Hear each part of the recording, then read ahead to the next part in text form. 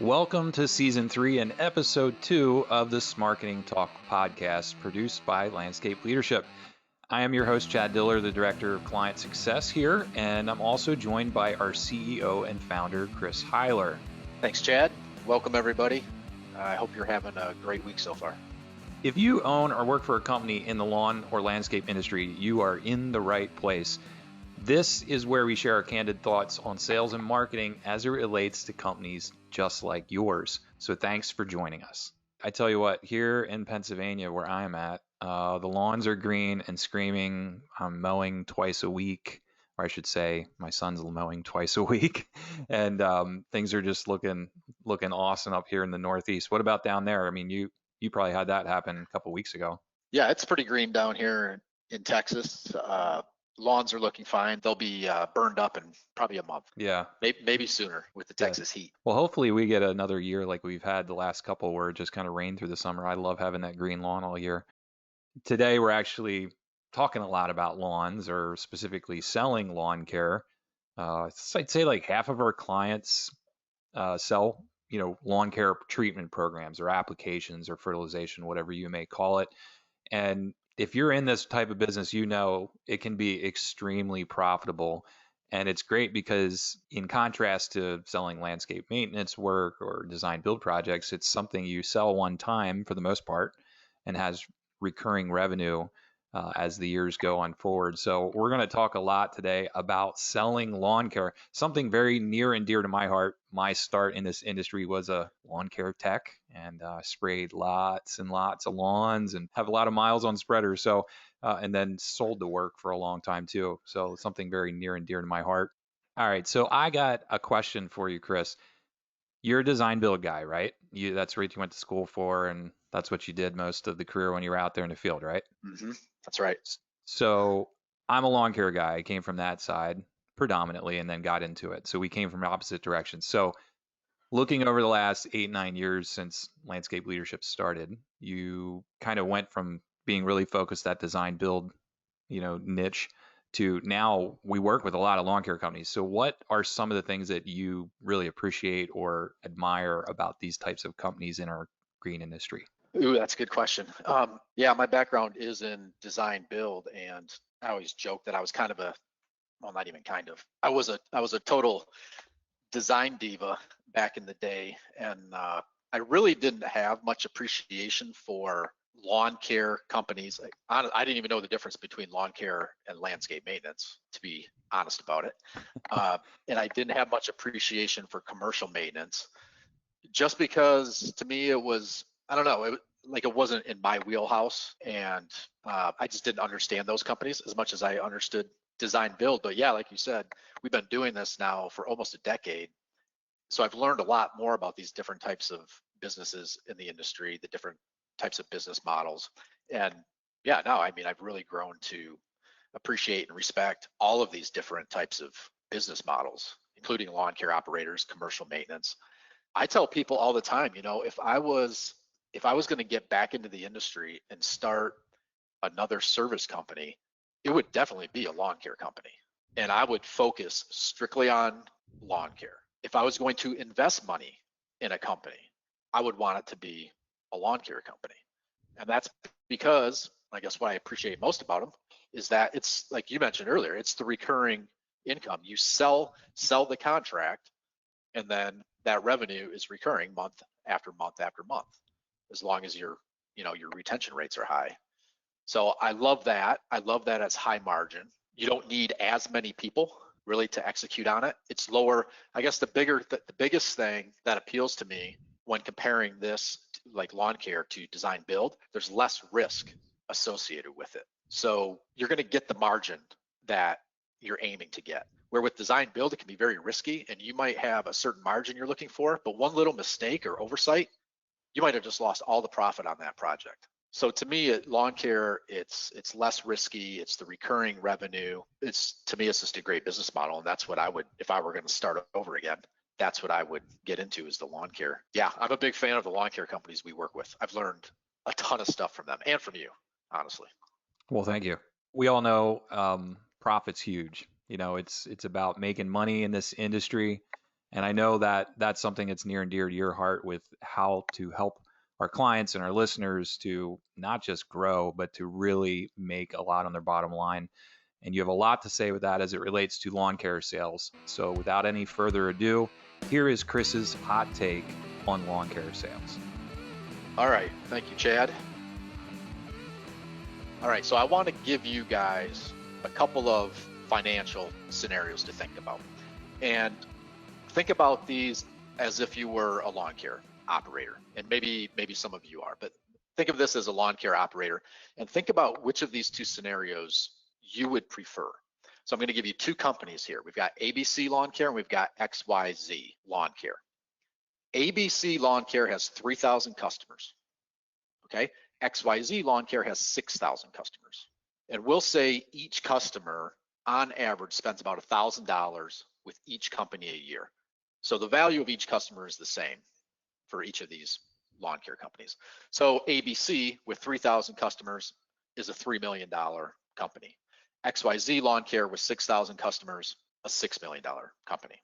Now the difference is ABC Lawn Care with their 3,000 customers has an 18% net profitability, 18%. XYZ Lawn Care has an overall net profitability of 6% on their 6,000 customers. So which of those two companies, which one would you rather have? I mean, 6,000 customers and 6 million in revenue sounds pretty great, but let's do the math on that. So ABC Lawn Care with 3 million in annual revenue and 18% net, they would make 540,000 in net profit on the year. Now XYZ Lawn Care with their 6,000 customers and 6 million in annual revenue, but at 6% net, they would make 360,000 in profit. So again, which company would you rather have? Personally, I'd much rather manage 3,000 customers and see $540,000 on my bottom line rather than manage twice as many customers, but realize almost $200,000 less in profit. So here's my hot take, and that is business is a game of margins, never a game of volume. I'll say that again. Business is a game of margins. It's never a game of volume. If you're comparing your company's revenue or number of customers or number of employees, or maybe even comparing the size of your fleet, you're comparing these things to your competitors, you're thinking about business success in the wrong way. Because businesses just like yours actually succeed and fail every single day. And it's based on their margins. It's not based on number of customers or total revenue. So in my opinion, this basic principle has never been more important, especially considering where we're at in this pandemic right now. The solvency and financial stability of thousands of companies in our industry is going to be tested after this pandemic. And those companies with strong margins are going to continue to succeed. But many of the companies with razor thin margins who play that volume game, they're going to fail, right? That's just the reality of it. And anyone who tells you, oh, well, we'll just make it up in volume, they're wrong. That's a total myth. If you hear that, you need to run the other way. So I want all of you guys who are listening to this to succeed in your business. And that means being financially stable. And to me, financially stable means a few different things. One, first of all, as the owner of the company, you're paying yourself a fair market salary. And then second, it means you're taking home significant profits every single year. And that's on top of your salary plus profits.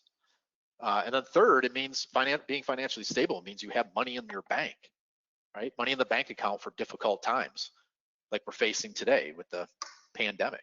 So I want you guys to be financially stable. So you have to understand this principle. And I'll just finish with this.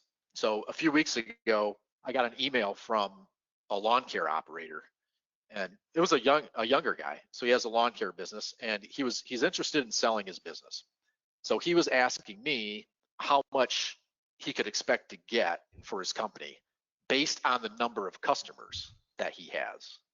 And I don't actually remember the specific number of customers that he has, but I emailed him back and I told him essentially what I'm sharing with you guys, that it's not about the number of customers. What matters is your margins and how much each of those customers is worth, right? So remember, business is a game of margins, never a game of volume.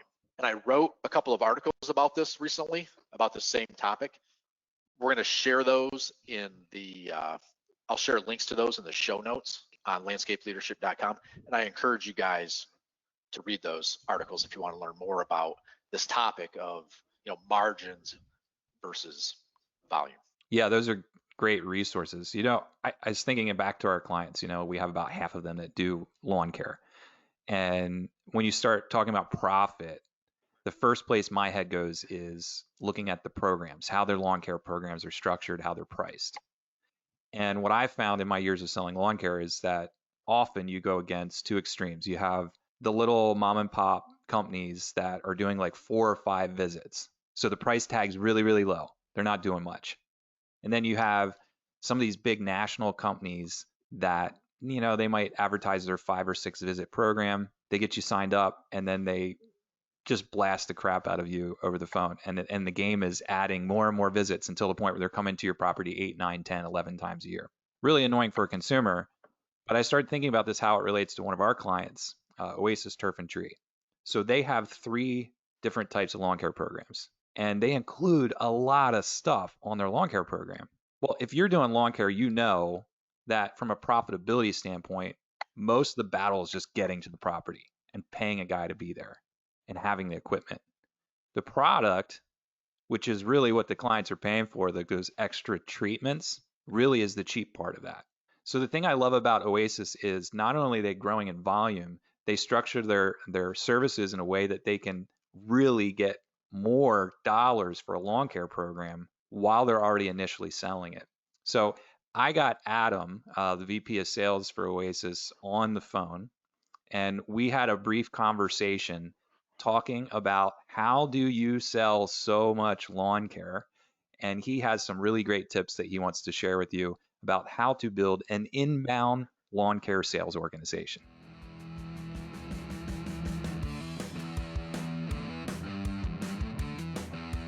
So I wanted to take a few minutes today and introduce you to one of my friends and actually one of our clients, Adam Zellner, who works at Oasis Turf and Tree. And I thought I could give him this great introduction, but I thought who better to do that but than Adam himself. So Adam, why don't you tell our listeners just a little bit about your experience in the green industry? Yeah, thanks, Chad. I'm pumped to be the first to find out that we're friends, which is pretty incredible. But yeah, I'm the vice president of sales at Oasis Turf and Tree. I've been with Oasis for 8 years now, and we have continued to exceed benchmarks in every single goal as far as growth and development that we have set out for ourselves. So we're just continuing to kind of look ahead season after season at new ways that we can improve not just our numbers, but the overall customer experience as well. Yeah. And Adam, you and I and your owner, Rob, we have some really, really great discussions, on regular calls as we're planning things out or trying to get some work done. And I actually had a chance to come out and visit your organization last winter. So after working together a couple years virtually, we actually got to meet in person and see what you have going on there. And one of the things that often stands out to me as just being really unique about Oasis is the way that you guys approach sales. And that is the reason why I wanted to get you on the podcast today, just to talk a little bit about some of this problem that I kind of see a lot of companies. I would say the majority of companies offering lawn care, just not doing sales right. And from the perspective of how they have their organization set up. And I know that you have a lot of really great tips. I know some of these things I see as, for example, we have the companies that, they have CSRs that are doing a variety of different things and helping customers really well, but they're having sales dumped on their plate. Or they're at least taking the interests, the leads that are coming in and funneling them to salespeople that are primarily out in the field doing estimates. And then there are these salespeople that are actually out doing estimates. And the big problem is that none of these things in isolation are bad, but what I typically see, the problem is a lot of these companies are only closing like 10, 15, 20% of the leads, where you guys are, pushing that 60, 70% of leads coming in, closing them. So I wanted to talk a little bit about some of the tips that you could give to our listeners about how could a lawn care company set up a really powerful inbound sales organization. Yeah, there's more and more I just hear companies talking about being in that 20 to 30% closing range, and I just can't imagine being there. I drive myself crazy stressing out about the 30 to 40% that we don't close through the year, because even that to me seems like a huge waste. And I know there's never 100% close rate, but to get up to the 60 and 70% close percentage that we tend to average through the season is just the structure that we have.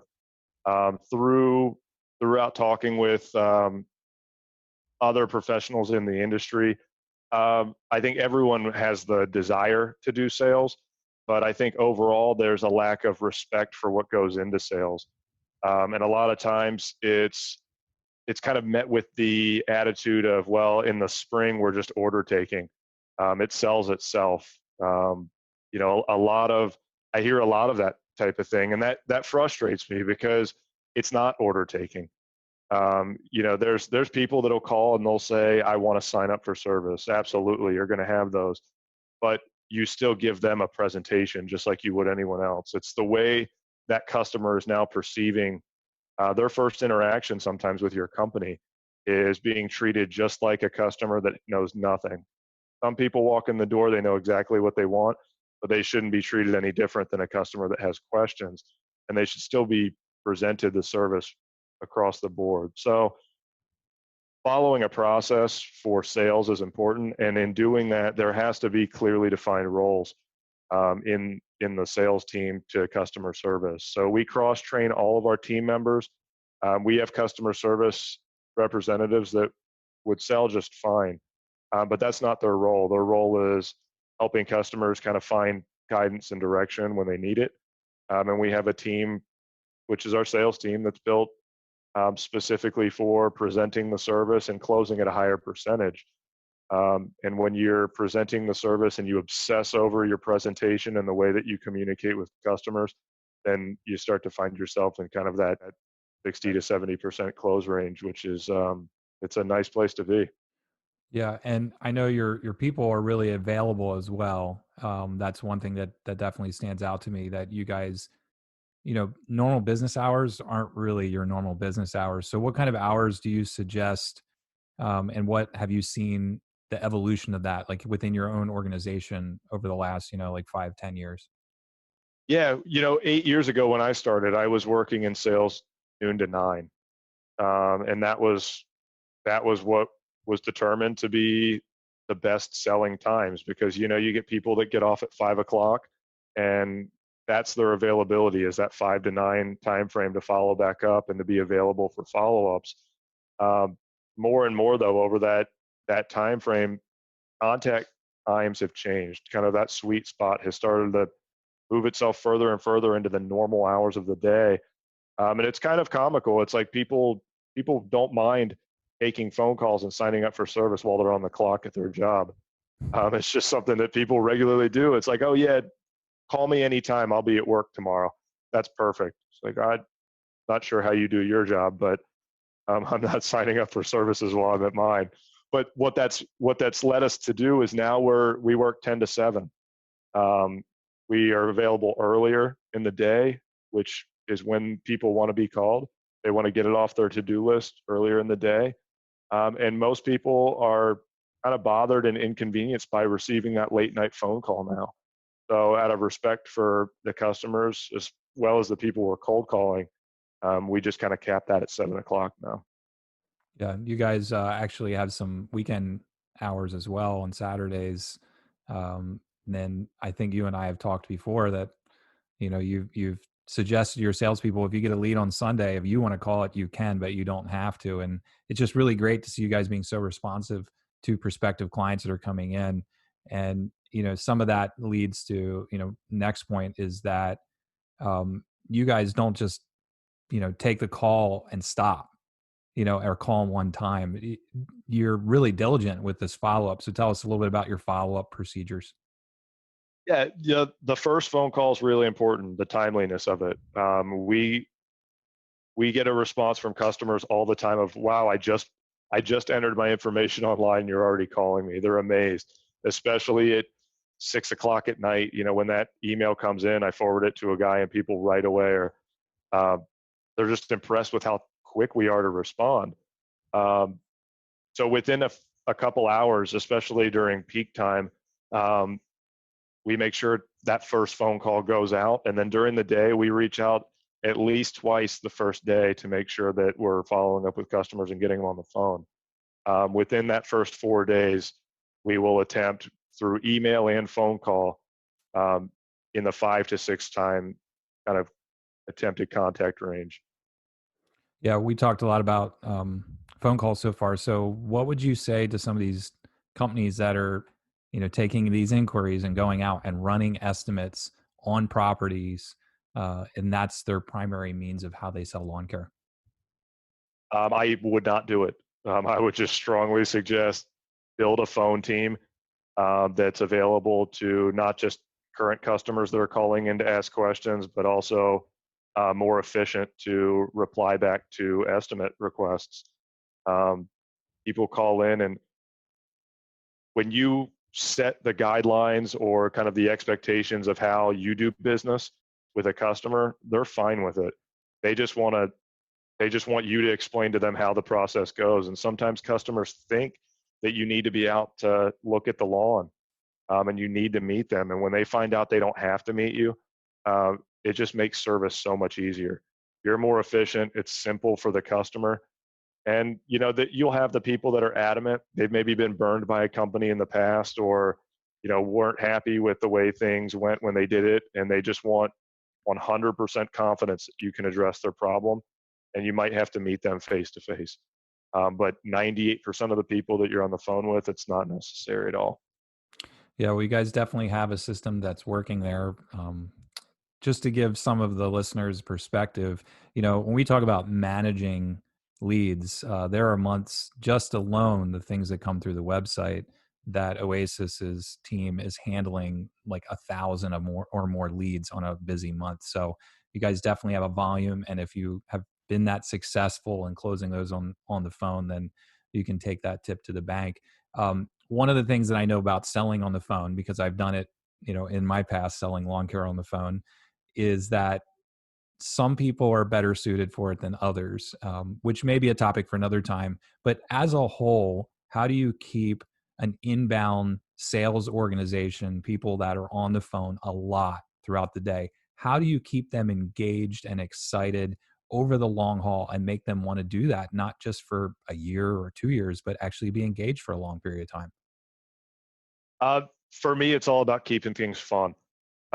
Being on the phone can be a grind, especially when we don't have 1,000 leads coming in a month. The months where there's 1,000 leads coming in are easy, because that's all you have to do is call leads and make sales, and the numbers make it worth it. It's the months where things are slow, where you need to have something going on around you, just some craziness or some madness. I like to play games and do goofy things, have contests with the team. Uh, I obsess over how can this be a fun and successful place, all at the same time.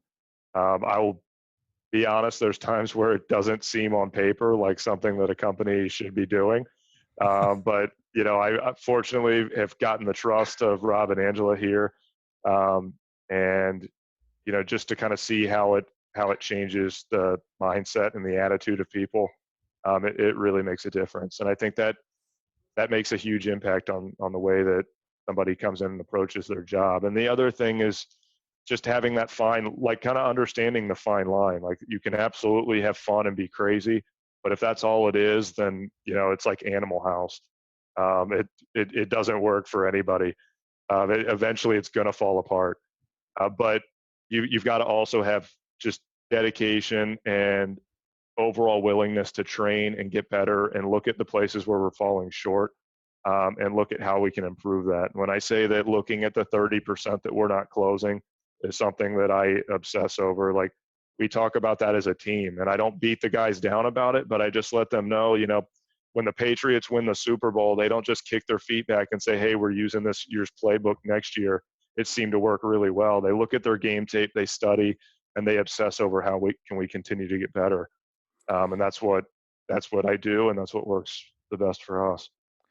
Well, I can personally attest that, Oasis is doing a great job as far as growing as a company, and being there in person, bumping into your team at industry events. I can definitely see that you guys walk the walk and talk the talk, because people there seem to really be enjoying what they're doing. So I appreciate, Adam, you taking some time talking to me a little bit about what it takes to structure and build an inbound sales organization. For those of you that are interested to learn more about what you can do to increase your lawn care sales success and how you can hire the people that will outfit your team to really succeed, I'm going to tease something that we're going to do in a few weeks. Adam and I are going to also have an interview on my YouTube channel where we're going to talk about what does it take to find these people, and how can you tell if they're good or bad? And I encourage you to tune into that. If you'd like to learn more about Oasis Turf and Tree, you can go to their website, oasisturf.com. Thanks a lot, Adam. I appreciate you coming on today with us. Thanks, Chad. It was a good time. Well, I hope you're fired up about selling way more lawn care accounts at a higher profitability. If you'd like to connect with us and ask questions, you can do it in a number of ways. You can visit our website at landscapeleadership.com. You can connect with us on social media. LinkedIn is a good place for that. Or you can feel free to email us questions. Chris's email is chris.heiler, Heiler, at landscapeleadership.com. And mine is chad.diller, Diller, at landscapeleadership.com. Stay tuned. In the next couple of weeks, we will have another episode of the Smarketing Talk podcast. If you enjoyed this, feel free to forward it to an industry colleague or peer. Thank you so much for listening. Have a really great day.